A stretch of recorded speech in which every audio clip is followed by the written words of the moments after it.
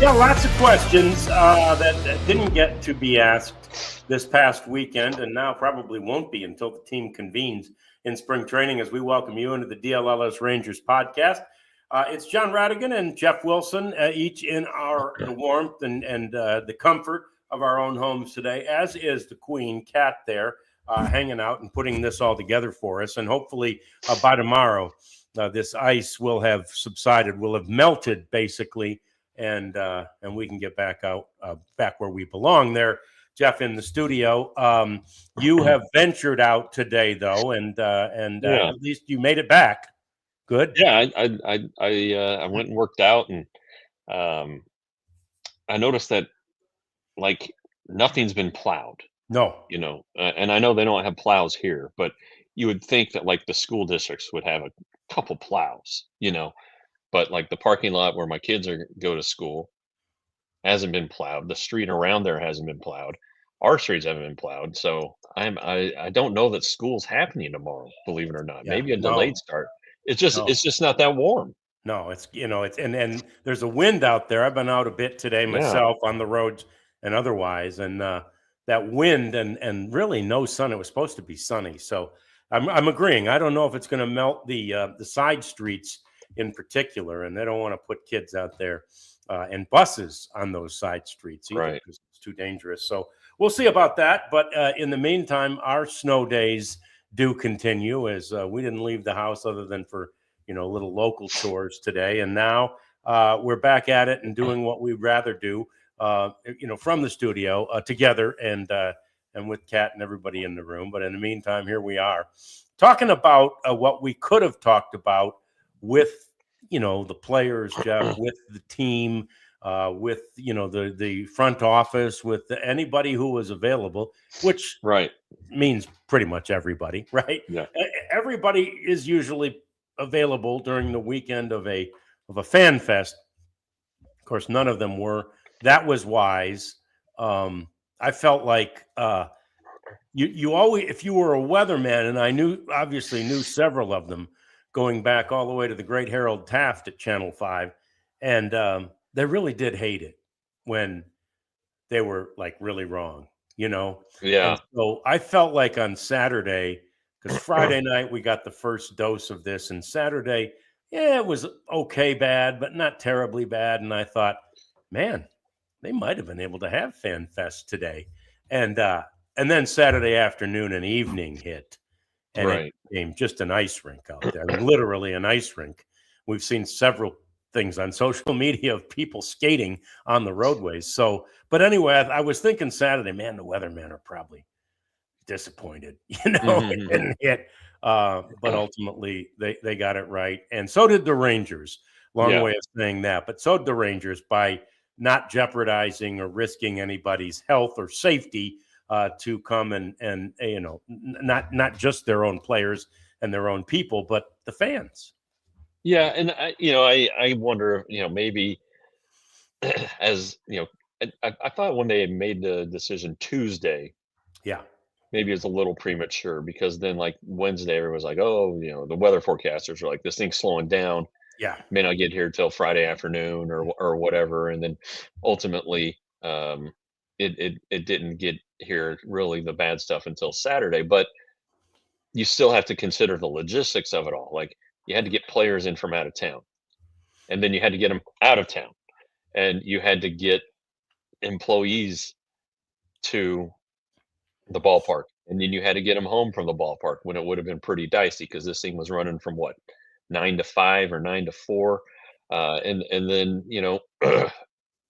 and then you have to worry about maybe 10,000 fans getting in there, right, and trying to park and trying to get out, and all of these things. So it ended up, working out that the Rangers were correct to do what they did, even if the storm didn't really hit until in earnest until, let's say, Saturday afternoon. But it's unfortunate, it's a good time. Everybody's in a good mood. The fans are in a good mood. Everybody's in a good mood, and it's a good time to talk to guys from a media perspective. Just relax, their guards down a little bit, and be nice to have gotten some questions in, but I'm sure our notepads are still going to have the same questions. And Yeah, so anyway, I put some of them together as part of a story, and encourage you yeah. to read it. But we're going to go ahead and kind of go over that here. Yeah, let's break it down and talk them through. And since the players aren't here to answer the questions or the front office, we will from the All right. perspective of both, because we don't necessarily know what they'd say, but we know what the right answers are. Damn it, we've been around this organization for between us 50 plus years, so we know the right answers, whether Yeah, they that's know right. it or not. So We can do it. anyway.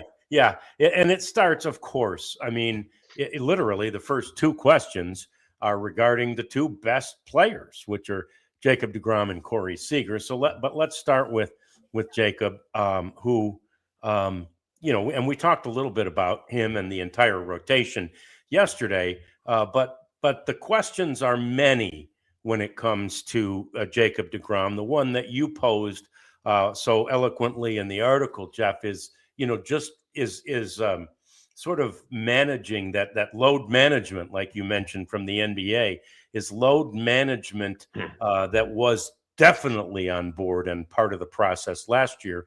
Is that necessary this year? I think it is, not necessarily to the extent that the Rangers did it. Like, I don't think they'll be like, "All right, Jacob, you've got 5 innings today. That's it." I don't think they'll do what they did last year and make him technically, what was it, the number 4 starter. He didn't start Right. until the fourth game, and then coming out of the All-Star break, I don't think he started until the fifth Might have game. been. Yeah. So they and then early on it was like, all right, 80 pitches, 85 always seemed to be the number. That was the number for most of the first couple months, it seemed like. And there are a couple, exceptions, like against the Dodgers and against the Yankees. He pushed it, and so I think that they're not going to be so scared about the number of pitches, but I do think they still need to take advantage of the off days, and if they have an opportunity to shuffle the rotation and give him an extra day here or there, they should do that. They got him to 30 starts, which nobody thought was possible. The only guy who thought it was Jacob deGrom, who at FanFest last year said, "Why not 30?" Well, he got to 30, and but I think that the Rangers helped him do that. It, it wasn't a one man show. No. They certainly took care of him along the way, and maybe that may be what you want to do. We talked about his injury history yesterday. Um, he is not a young man. I know he might not have as much mileage on his arm because of the time that he's missed. But the fact of the matter is, you can't father time's undefeated, right? Yeah. So let's still aim for 30 starts. Let's aim for, let's say, 15 or 20 more innings, but spread it out. You got 30 starts to do it. If you could average 6 innings a start, that'd be great. Um, and I think that they need to work together. And hopefully last year he realized that, hey, these guys really helped me get to where I needed to go. Yeah. So that's the front office's answer. And then Jacob's answer is, I'll forget all that. I'm ready to go. Right. I mean, we know him. He wanted to do more last year. Right. But reluctantly, ultimately accepted the load management and the provisions that were placed on him. But I have to think that he's going to be more bull in a china shop, if you will, a little more demanding this year, and say, man, we don't need to do this anymore. And so there's your maybe your one of your real challenges, Skip Schumacher, right? Trying to massage that a little bit, because Jacob deGrom wants the ball. Well, I tell you what, I think maybe he earned himself a little more leeway,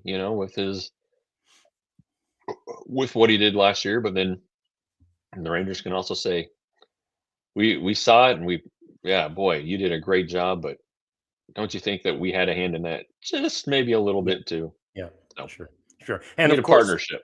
yeah, and of course, it also like there's a ultimate heavy, if you will, lack of a better word, in Chris Young, who is not only the president of baseball operations, but of course, as we know, a former major league pitcher. So he can and does speak very, very, knowledgeably and with experience to these guys, and can speak their language, and so can Skip. I mean, Skip played too, but CY can speak the language of the pitcher and speak it well. So those will all be conversations that are being had this year. And I know this: if there's a chance to get 30 starts, or let's dream even more, a couple more out of Jacob deGrom, we're all going to be happy, including him. There's no doubt about that. So we'll hope that they manage it just right, so that he can get. But again, you're still going to need him. Hopefully, if what CY has said and plans, you're going to need him maybe for as much as another month compared to how you had him last year. So you do have to keep that in mind too. Yeah, you got to keep that in mind. The other thing that we'll get to probably this segment is, and the story broke this weekend, and we didn't talk about it yesterday, and it's not like obviously we didn't see it. But the Brendan Nimmo, Marcus Semien trade was brought up by some East Coast writer. Joel Sherman. Yeah. Okay. Joel Sherman brought it. Who's a very well-respected guy. And he seemed to have gotten some other information that said that in fact, there was such a rift between Semien and Seager that this trade had to be made. And I think, his sort of headline was the Rangers were willing to, take on more money, even ultimately in the contract, just to make sure they took care of this. We've worked it from our angles and don't think it's quite as drastic as that. But it'd be nice. And I don't know that Corey would answer it, Jeff, but your second question you thought might be at least to ask that question of Corey and see what he might say. Yeah, well, I'm going to ease into it because I'm going to say, hey, what did you think about that trade? And then I'm going to say, hey, look at all this stuff that keeps coming out about you guys. He wouldn't answer him. He'd answer the trade very diplomatically, and then he'd probably say, well, that's just reporters and nobody's in the clubhouse enough and stuff like that, maybe. But I do wonder if ultimately if it festers, does Corey become concerned about his image? I probably think no. He's not at all active on social media. He's not out front. He does so much charity stuff, and yet we only hear about it after the fact. And that's just kind of the way it seems. He doesn't want the attention, and that's cool. Okay, be who you are. And I'll be honest, in a lot of ways, Corey Seager and I are a lot alike. As far as how much we talk and when we talk, and who we'd like to talk to. There's some similarities there, but it's still something that is going to be a story. How's the chemistry? What's the deal with last year? And that was one thing that Skip Schumacher said. He wanted to create a winning chemistry.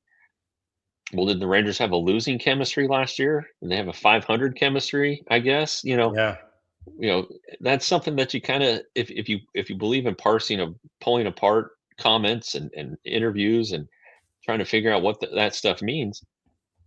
If the manager says it in his introductory press conference, it's going to be a story. Sure. Yeah, no doubt. And it's remained one. There have been a couple of different reports, including this latest one by Sherman. The other interesting question, and this is not one that we'll ask or would have asked at FanFest because of who you'd have to ask it to, but will Marcus Semien say anything about this? My sense is, knowing Marcus, that he won't. Right. He's going to downplay it too. He's not the same personality as Corey, obviously, but I think he's a very much a high road guy. So if there's dirt here or mud, he's not going in it. He's just going to stay up on that high road. Yeah, and Marcus didn't like talking about his slumps. Right. He's like, hey guys, I just want to talk about positive stuff, and I don't think he wants to get into that. And And the Rangers are on the record for saying that Marcus's comments at the end of last season, I want to play with guys who want to win. Um, the Rangers said they spoke to him about it, that his intent wasn't to cast aspersions on anybody or anything. And then after the trade, Chris Young specifically said this was a baseball trade, nothing more than that. There was nothing to we didn't do this because we wanted to shake up the chemistry. It was just a baseball trade. So, that might be as far as it goes on the record with anybody else too. And if it doesn't get on the record, look, it's done, right? Yeah. Like let's I don't Move know on. that I don't think there's any any positives or any future in bringing it up again and again. Okay, I mean, and even if it is true and nobody wants to say it, okay, whatever, it's been dealt with. If it was true, and that's a big if, I think, at this point. So anyway, that's a couple of the questions. We've got three more about a troika of young Rangers players that are coming next on the DLLS Rangers podcast. Every day is a good day to explore the greatness of Wild Fork Foods. Go to wildforkfoods.com to see all the different options they have, and you won't believe it. There are 750 different kinds of meat there. You get them frozen, and frozen is actually fresher than fresh, which is kind of a strange thing to get your brain around. It's one of those dilemmas, those dichotomies, but it really is true. That frozen food, when it's unthawed, and when it is heated, and when it is cooked, and when it is eaten, is fantastic. So many different varieties of meat, some of them even pre-seasoned for you, like the chimichurri flank steak and the chimichurri tri-tip that I like both so much. I've made each separately into steak frites, and I'm telling you, it is fantastic. You should go there and explore what your favorite is. Wildforkfoods.com is the place to go. Also, we want to remind you that Mars Men is helping to sponsor this program today, and this is a great substitute, a supplement that helps you with your testosterone. Yeah, you're getting a little older and you're feeling a little more lethargic and you're wondering what the heck's going on. Sometimes your body is producing enough testosterone and there's an enzyme inside the body that kind of locks it up. It like puts a padlock on it. This all natural Mars Men unlocks that lock. You get a 90-day money-back guarantee, so there's absolutely no risk. Worst case is you don't absolutely love it and you get your money back, but over 90% of the users report higher energy levels. And for a limited time, our listeners get 50% off of all these products, 50% off for life, free shipping, and 3 free gifts. Go to mengotomars.com. So we continue with the questions that would have been asked this weekend that couldn't be asked this weekend because FanFest was canceled due to weather, wisely. So many things canceled as the snow days continue. But Jeff, we did discuss a lot about the pitching yesterday as we were talking about the various things that the Rangers had done over the weekend, acquiring Austin Gomber and signing him to a minor league contract, of course. And we were still kind of cleaning up the Mackenzie Gore trade, which was so exciting at the end of last week. So, but we talked about Kumar Rocker, but there are so many questions still to be answered. Not only about him, about any young pitcher. I mean, you can ask a lot of questions about Jack Leiter yet too, right? But I like the direction you went with Kumar Rocker and sort of what's next. Yeah, last year was a big learning year for him, and I think I don't know if he would admit to being humbled, but he had to learn a lot. And I think it started in spring training because he spent the last offseason working on conditioning, which is cool, but it wasn't cool that he showed up to spring training and wasn't ready to pitch. Right. His mechanics were off. It was a timing issue that he kept feeling was getting closer and closer. Yet every time he went out, getting lit up, and ultimately he did enough in his last couple outings to make the Rangers think he could be in the rotation while they were, in a bind and needed starters. No one doubts the talent.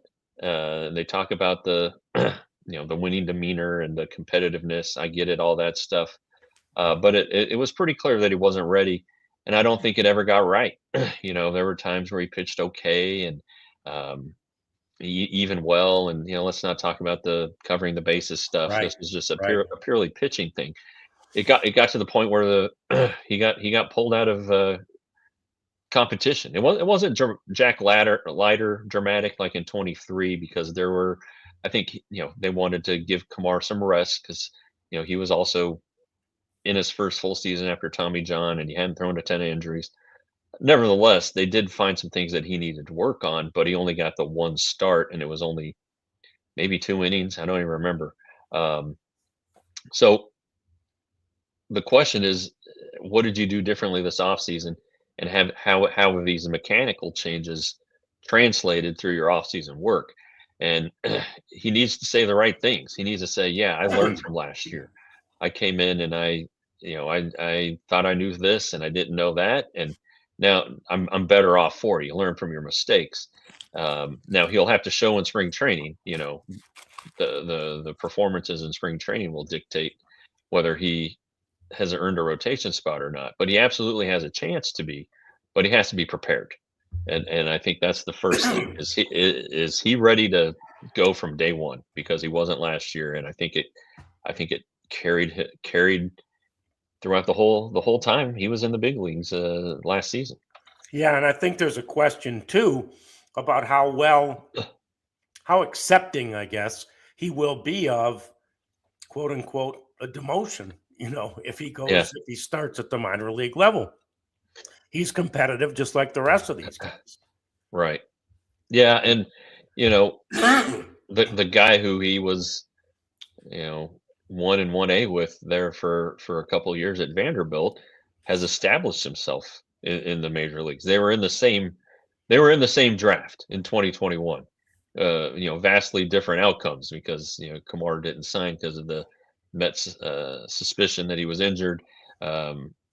So and Jack has remained healthy, whereas Kumar had to have Tommy John surgery.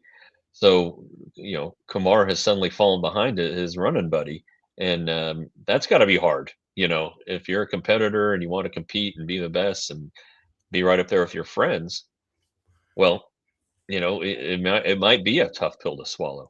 Now, if he is good, he's got a chance. Like we talked about yesterday, if Jacob Latz is in the bullpen's better, Right. and maybe that's ultimately the way the Rangers go. But I think if Kumar Rocker has a similar spring to last year, he will not make the opening day roster. Yeah, and he's got to be. And again, Jack Leiter, he took his demotion so well.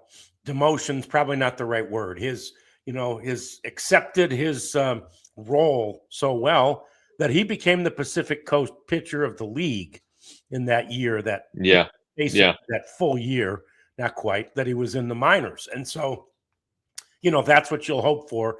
Even though I think Kumar is a year older than Jack too, right? Wasn't he? I believe so. Yeah. I think he was there a year before Jack. So getting a little older, and so he may be getting a little impatient. But if you'll follow the plan, and hopefully the plan is that he's so good that the Rangers say we got to pull him up. He's got to be here. But if you go down, as is the case with any player, you've got to sort of take the medicine and do the things and take it with the right attitude, I guess, is the thing. So it'll be really interesting to see, how Kumar advances and what exactly happens. And I think your thought is so good. What'd you do this off season? So we'll be anxious to hear that. Evan Carter has been saying, that he feels as good as he's felt in forever. And he was at one of the Frisco stops on the winter Caravan, and said the same. He says, I used to just tell myself I felt good. Now I really feel good. But there's still big time questions on Evan Carter. So that let's just say, Jeff, that he's healthy and he's figured out how to manage the back. Mm-hmm.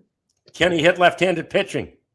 Right, and that's dogged him for, even 23 before the back acted up. Spring of 23. Evan, how can you hit lefties? And it has continued to come up, and it's an important question, and one that could really help shape the roster. If you have 3 everyday outfielders, how many extra outfielders do you need?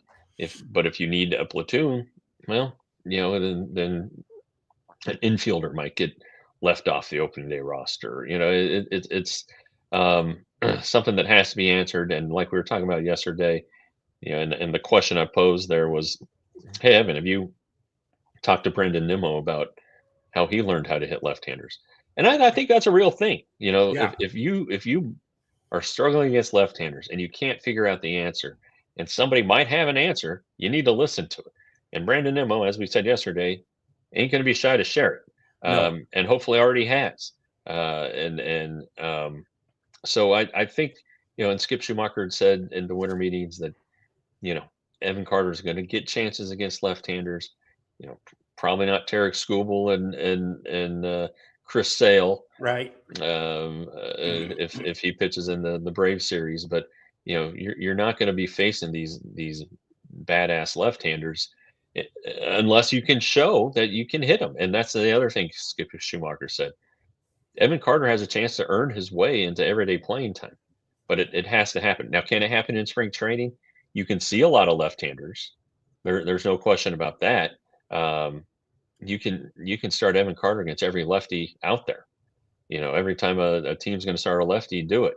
If a lefty pitches in a minor league game, maybe Evan Carter needs to go down to the minor league game and play in that game and get all the at-bats he can get. And so, but the Rangers still believe Evan Carter's an everyday player. He just needs to get the chance to prove it, and then he has to prove it. Yeah. Yeah, and he really wants to be an everyday player. He also said in Frisco he's super excited about the opportunity to work with the new, base running but outfield coach, Travis Jankowski, who, of course, was Evan's teammate at the end of that 23 season and really helped him almost in sort of a coach-like capacity there. Yeah. But Evan thinks that he can be a 30 steal guy. He says, I got lots of speed, but, I'm not super savvy about the process in base stealing. And that's something that Travis Jankowski will certainly help him with. Yeah, and that's it's interesting now that Travis is officially a coach. Right. Yeah, I know that Evan and Wyatt hung on every word that Travis said to them, but now that he's their coach, and an authoritative guy, maybe he will have more of a chance to work on it with them rather than working in with them, right. and taking reps from them. Maybe he can find the way to give them the extra reps or convince them, after a workout, say, hey, you got a minute to come over here and work on your jump or reads or whatever, and as Travis has said, he wants them to be like intelligently aggressive, I think is what he's been saying. I think that is right. Aggressive, but don't be dumb. Well, that some of that goes to the video work. Some of that goes to, knowing the pitcher and how good his move is and the delivery times, and does he slide step and things like that, picking the right counts to run in. So there's a lot that goes into it, but as far as hitting lefties, I still think that is aside from health, that's the number one issue with Evan Carter. Sure. That's the only thing that keep him off those two are the things that could keep him off the field. Not much going to keep Wyatt Langford off the field. He's already established himself as a top 100 player in Major League Baseball. He moved up that list this year. He is really a superstar, Jeff, waiting to happen. Certain things in his game that he needs to work on, and he's the subject of question number 5. Yeah, and it's really not an on the field thing. It's a staying on the field thing. Right. Evan had 4 different oblique issues that sidelined him in 2025. The first one was early in spring training, and then they say, oh yeah, he got an MRI and there's a strain in there. It's a grade 0.5 strain. A strain's a strain. Time off the field is time off the field. And none of them were the major variety where you miss 6 weeks. So I guess that's fortunate, but you add it up. This is a guy that the Rangers need on the field, and he does have things he needs to work on at the plate. It's not like he was hitting 340 last year. No. He hit 240, 241, strikes out a lot. Gets behind 2 strikes, takes a lot of called third strikes, and everybody's like, well, just wait till the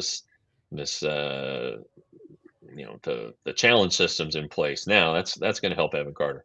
Maybe not. I mean, there just seemed to be a lot of times where maybe he was guessing with 2 strikes instead of in there just trying to see what the pitch was, recognizing the pitch and trying to foul it off.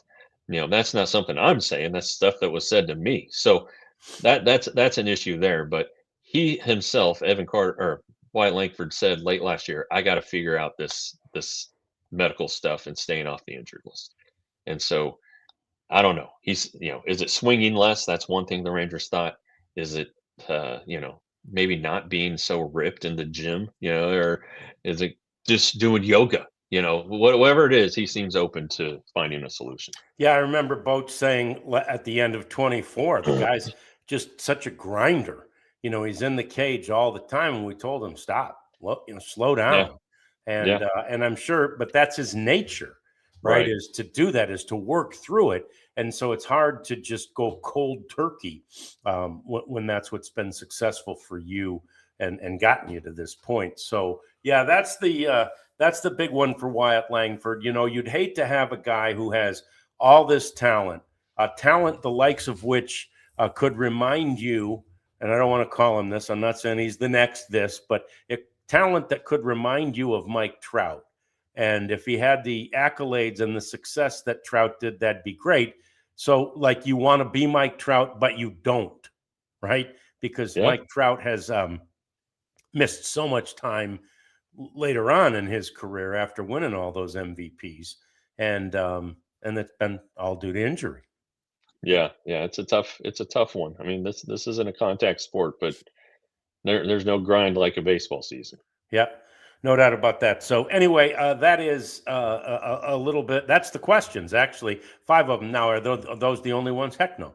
There's questions about every player and every coach and every manager, all of which will be asked over the course of the spring training duration, and of course we'll keep asking them during the season as well. But that's 5 for you to ponder for now. Coming up next, let's look ahead to the season and some of the unique new things that the Rangers have on the docket as far as giveaways go. That's coming next. It's the DLLS Rangers podcast. And it is Supporters Club time. This is the true sicko level stuff that we want you to take advantage of. It's a real cheap way to become, I like the way Jeff phrased it and has phrased it. He said it yesterday too, but it's like the diehards of YouTube, right? Only a diehard is a little bit more, not even that much, but a little bit more expensive than the Supporters Club is. $15 or only $5 to join the Supporters Club, and you'll have access to all of the things that we provide back there, which is generally behind the scenes looks at what we do around all DLLS. And I'll tell you, everybody, including you, we all have a little bit of that cabin fever right now. So I imagine whoever gets to the opportunity to get in there and spread their wings a little bit next on the behind the scenes looks is going to have a lot to say and a lot to show. Supporters Club is where you will find what that is and all of our previous stuff as well. Join the Supporters Club today. Yeah, and get the newsletter. Ali does it 5 days a week. So easy to do just by really going to our homepage, scrolling to the very bottom, little spot for you to put in your email address and hit the submit button. You're in like Flynn. Good stuff, vignettes of what we're doing at DLLS. Sometimes it's written stories. Sometimes it's reference to our podcasts, whatever it is. You can get an idea from Ali, and he'll throw in a joke and find something humorous somewhere else that in the sports world. It's just good. It's just a good way to get your morning started, get your day started, figure out what you might have missed, what you want to go read, what's coming ahead, what's the relevant news topic. All of these things, the gateway is our newsletter. So sign up for that today. Yeah, so it's time to talk a little bit about some of the giveaways, and I assume and imagine we haven't reached out to Chuck Morgan yet, but I figured Chuck will probably swing by and Yeah. share with us some of the great giveaways that his department within the Rangers organization will provide this year. But they have.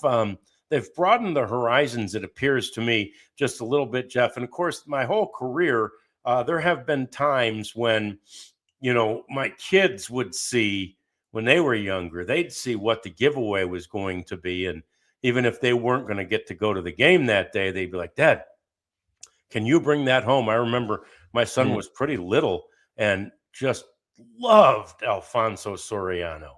And so All right.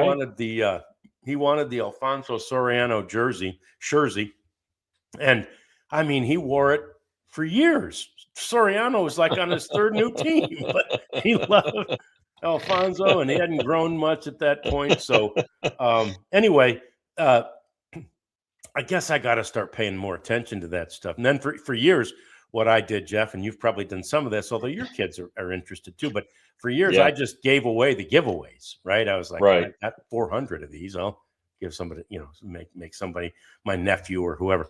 But now with a granddaughter, now she's not quite into Hello Kitty yet or anything like Yeah. that. But with a granddaughter, I may have to start paying attention to this stuff again. So when the email came by today, about the you can get various 10 game plans for some of these unique giveaways that are out there, and there's some real cool stuff, and we'll show you some of it that's available, and we've got some dates that we'll try to run through as well. One of my favorite things is the fact that the Rangers have joined forces with True Brand, Jeff, and there's some of the True Brand Yes. and that upside down Yeah, Texas. they've done it.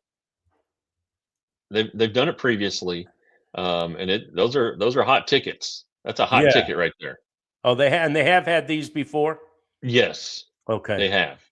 I But yeah, have to admit, until the prophet shared with me, and the prophet, you're a hat guy, but man, the prophet, he is into hats too, and he was the one that explained to me all about the True Brand thing. And I'll tell you this, and of course, I like that upside down Texas.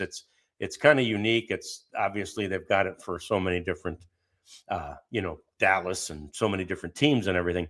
But the one I really liked out of all those, Jeff, was that Senators one.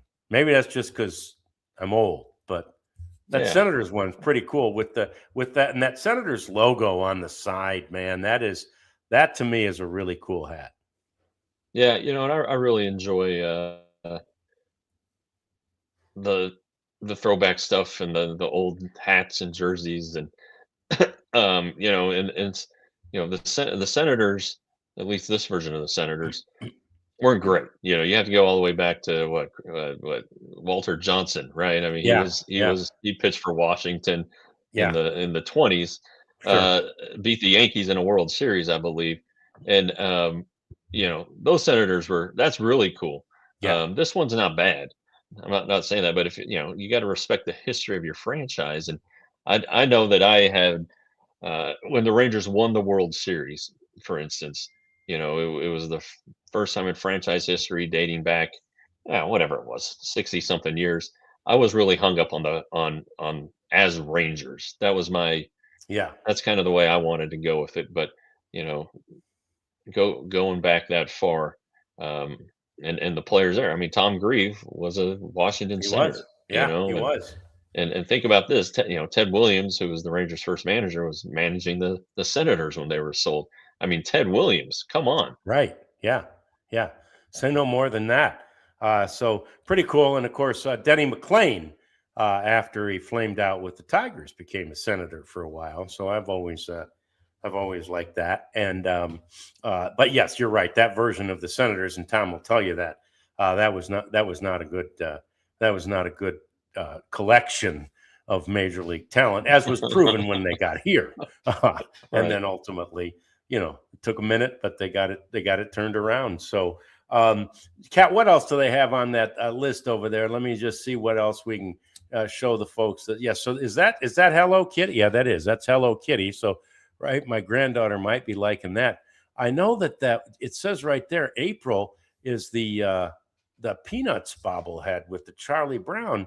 And Jeff, I said to Kat before the show, I said, is that just for old people like me? I mean, how do young people know about Charlie Brown? But she said her little one is already into Charlie Brown, runs around the house saying good grief. That's pretty funny. My my aunt, since retired, she was a high school drama teacher, theater teacher. And one of my first memories, or oldest memories, I don't want to say first, one of my oldest memories is that they decided to put on a Snoopy production there. And I guess nobody wanted to be Snoopy, so my Aunt Lynn was Snoopy. And so she'd go out and climb up on the doghouse and all that stuff. So Snoopy has a long history in my family as well. Well, and the great thing for an actor, if you're Snoopy, I've seen it. No lines. Yeah. No lines to remember. So just got nowhere to go. That would be a good one. And you, like you say, you just go up and sit on the doghouse and do a lot of ironic and sarcastic things to Charlie Brown and the rest of them, and little Woodstock. But anyway, I thought that was interesting that Charlie Brown and Peanuts have made this sort of resurgence. That's one of the giveaways this year. And then we've got, there one more page of those, Kat? The clothing. Yeah, I think these look great. So there's a version for every team. I love that Stars sweater. And then there's what is that, is that a sleeveless hoodie, I guess, for Cooper Flag and Cowboys uniform. And then a kit. They call those kits, Jeff. Soccer. That's a kit. Okay. If you say so. You buying it? I don't know. Yeah, that's what so I got some of the dates. April 7th on the True brand hat. So get in there early, and then there's another True brand, the 1996. That is July the 20th. There's an IndyCar one, which the Grand Prix of Arlington is in March, but the jacket, IndyCar jacket, is September 18th against those Blue Jays.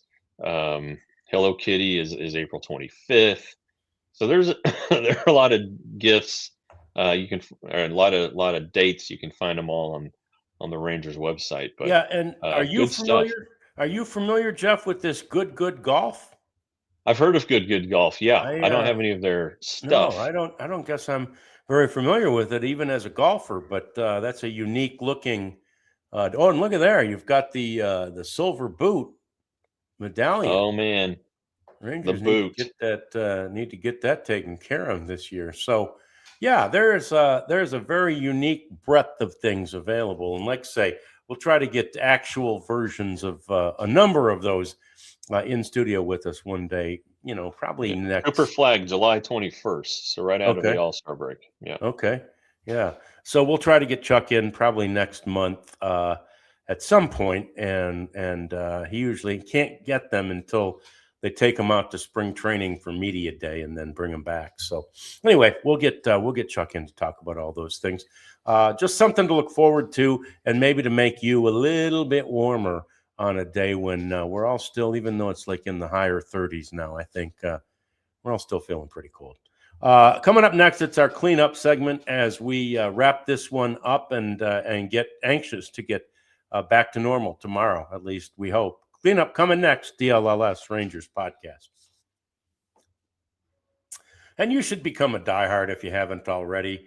I think it's a no-brainer. As I mentioned, there's some available at alldlls.com/intro. that might allow you to do it for only marginally more than the rate to be a member of our supporters club. And so it's a really interesting and fantastic price. There's one that's a little higher that allows you, instead of getting a hat, to get one of those snappy DLLS hats instead of the shirt, I should say. You get the hat. So, man, become a diehard and get access to all the things that are written behind the paywall on our website. Every website does it that way. It's annoying. You click on an article and it's like, oh, are you a subscriber? Do you want to subscribe? No, I just wanted to read it, but you can't, right? It's nowhere. It's not free anywhere. We do give you some free stuff, but for the most part, you need to be a diehard to get access to all of those things. Jeff's stuff is fantastic, and it's going to come fast and furiously in a little less than 2 weeks now, when he hits the ground running in Surprise, Arizona. And of course, there's still all kinds of stuff coming from our two teams that are active. That's, of course, the Stars and the Mavs. And the Cowboys off season will it's already been somewhat active in that they've gotten a new defensive coordinator and are interviewing other new defensive coaches right now. So anyway, if you become a diehard, you'll have access to all that. So we encourage you to do so. Yeah, and you get the free shirt, so that's good. John's donning one as we speak. Oh, the Texas diehard, it's a winner. I'm actually tripled up today because I have a shirt underneath the Dallas versus all y'all. I've got one of the sweatshirts. This is our camo sweatshirt. Then one of the 5 hats we have. This is one of the 4 new ones, and it's in partnership with Branded Bills. Look, you get all this stuff at store.allcitynetwork.com. Again, if you're a diehard, you get the free shirt and 20% off any additional purchases you want to make. And we're, as we just showed, we're more than just t-shirts. We're hats, we're sweatshirts. We have pint glasses and coffee cups and flags. We have college t-shirts, not just the 4 big professional sports in our area. Lots to shop, lots of unique ways to show your fandom at store.allcitynetwork.com. All right, let's clean this up with a note that's probably as much journalism as it is baseball. But Jeff, did I see correctly that the Washington Post is pulling the plug on its sports section? I know that they are having massive cutbacks. I don't know that I haven't seen that the whole sports section got whacked, but I have seen that the staff is very upset with the way that Jeff Bezos who owns the paper is allowing these decisions to be made. And it's kind of interesting. The Washington Post is one of the papers that has been adverse to significant layoffs and cutbacks. Right. They've had them, but to have them at this level, hey, I've lived it. I mean, Right. I don't, and others in the industry have as well. And while it's a shame to see any newspaper have to deal with this and people who lose their jobs, it's just the way the industry is going. Even for one of the mightiest papers around in the nation's capital. And I, if they want to say, if the employees want to say this is a political thing or anything like that, it's not. It's a business thing, and this business that we've gotten into, it's not what it used to be. And for years, the Washington Post was able to survive, but Jeff Bezos, who's worth money, millions and billions, and could buy the Washington Post probably 20 times over, doesn't mean he's a charity. All right. Right. And so it is unfortunate, but I did see that they weren't sending their Nationals beat writer to spring training, but beyond that, I haven't seen anything else. Okay, good. Well, at least they're not pulling it, but and you're right. I mean, anybody in the journalism industry, TV included, knew changes are and were coming, and they're not easy. But Washington Post does, and maybe that's why it has felt somewhat sacred, because they've been able to avoid much of this. And when you got in the business, was there any indication at that point that that things were slowing down, or change was imminent in print journalism? Honestly, the first time it happened was first set of layoffs I remember was 2008 at the Fort Worth paper, and it got one of my good friends and mentors, John Sturban, the Yeah. racing writer, who was also a fabulous boxing writer. I mean, like in the 80s, I don't know if that was the golden age, but in the 80s, we were sending Sturb to Europe to cover boxing. You know, the Wow. Fort Worth was a huge boxing scene, Yeah. and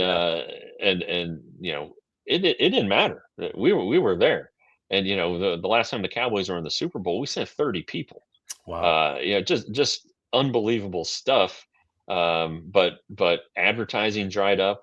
You can kind of it kind of the economy kind of went flat there before the election in 2008, which you know might have coincided with this, but newspaper got more expensive, running a press got more Yeah. expensive. The Star Telegram hasn't printed its own paper in years and years and years. Wow. They had the giant office they no longer have, but Bob Simpson bought that, and it's unfortunate. It really is, but and now a lot of these newspapers aren't privately owned. They're owned by corporations or by I can't whatever, what was it that Tom Hicks did? He was a Oh yeah, robber baron. No, he was. What was that? Leverage takeovers, leverage yeah. buyouts. It's kind of like that. And all that matters to those people is the bottom line, Yeah. and that's just the way that newspapers have gone. It's these companies that they want to maximize their profits. So what do? They lay people off. Yeah. Hmm. Well, Yeah. it's a sad day anytime it happens, and you and I have experienced it in different aspects of the industry. But there's nothing fun about it. So that's why places Well, like and I would also All City are say, great. Yeah. yeah, but I would also say that the bean counters and um, the nerds on the news side that ultimately make the executive editors and stuff, they don't value sports. They don't have an understanding of how important sports is to the community. And so Right. when you cut your sports section or greatly diminish it, it just it's being out of touch with the community. Hmm. The Texas Rangers have always been in Tarrant County, and yet the Fort Worth newspaper in Tarrant County does not cover its home team, Yeah. and it's a shame. And they're saying, oh well, the Rangers don't get enough hits. You got to figure out a different way to cover them. All this stuff. Ultimately, I got fed up with it, and expressed it in a way I shouldn't have. But the fact of the matter is that you're losing sight of your readers, and readers care about the sports teams in their area, and to not cover them is journalism malpractice. Yeah, it is. It's ridiculous. Harrison Bader has a favorite bat. I think this is just a teaching tool, but it's a bat by a Japanese company. You may see there that's got liquid in it. You can change the level of liquid, but as you swing, if you're swinging on even plane, that blue water forms a nice blue even line. And if you're uppercut, or if you're swinging down, or whatever it might be, you can see that in the way the water reacts, or whatever that liquid is inside the bat. Now, in that photo, Jeff, it looks like they're getting ready to play a major league game with those bats, but I don't think those babies are going to be regulation bats anytime soon. It feels kind of AI-ish, that photo, but also Hey, the torpedo bat was a big deal last year. What about the water weight distribution bat? Yeah. I don't think glass is going to hold up very well against a No, I don't baseball. against the baseball, I don't I think. think it has. I Even think this project plexiglass. has some work to do, Yeah. but Yeah. that's interesting. Hey, maybe you'll make Yeah. some money off of it. Yeah. So there's going to be baseball in the Olympics again. Did they have it? I can't remember. In 24, had they brought it back in 24? I can't remember. I don't think so. Yeah, I don't know. I don't think so. So anyway, there is going to be baseball in the Olympics in 28, and it's going to be obviously Los Angeles. So Chavez Ravine will be a big player as the baseball venue, and Dave Roberts, not surprisingly, has thrown his hat in the ring to be the manager of Team USA. And I mean, things can change, Jeff, in 2 years between now and 28. But doesn't that seem like that would be a pretty good choice at his home stadium? A guy who by then will have probably won 4 straight, led his team to 4 straight World Series. Seems Uh, like Dave Roberts would be a pretty good choice on that deal. maybe that's foreshadowing that he doesn't plan on remaining a manager for very long because the baseball season isn't going to stop. No, They that's may have right. to take a month-long road trip or something, but um, baseball doesn't use major league players. Or the last time they had the Olympics, they didn't use major league players, and now there were some former major leaguers like Todd Frazier, I believe, Right. played Yeah. for Team USA in the delayed 2020 Olympics.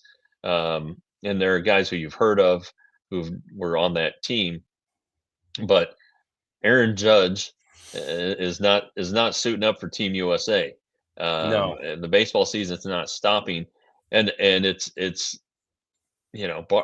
barring they want to do like a NHL break for the Olympics, but Yeah. Which they the can't. Right. the I don't think they yeah. can. No, not with the postseason. The Yeah. postseason has to be completed at a certain time, Yeah. so that you're not running up against the NFL every weekend, and that's why that was a big deal with the 2021 season and the COVID season.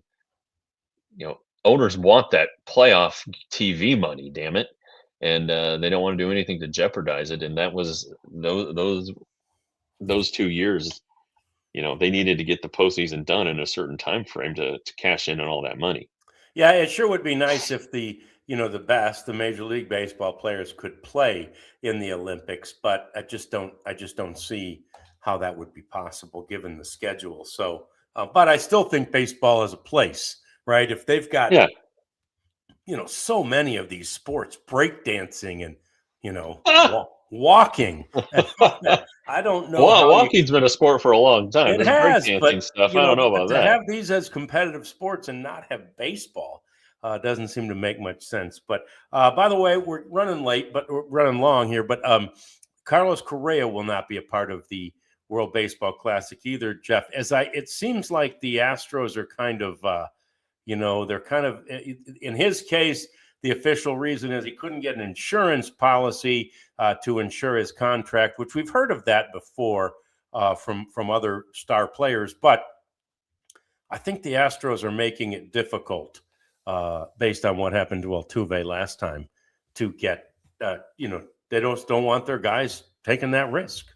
Yeah, I get it, I guess. I don't necessarily agree with it. Yeah, I agree. Uh, so Puerto Rico found Nolan Arenado to Yeah, play for them, yeah, which is okay.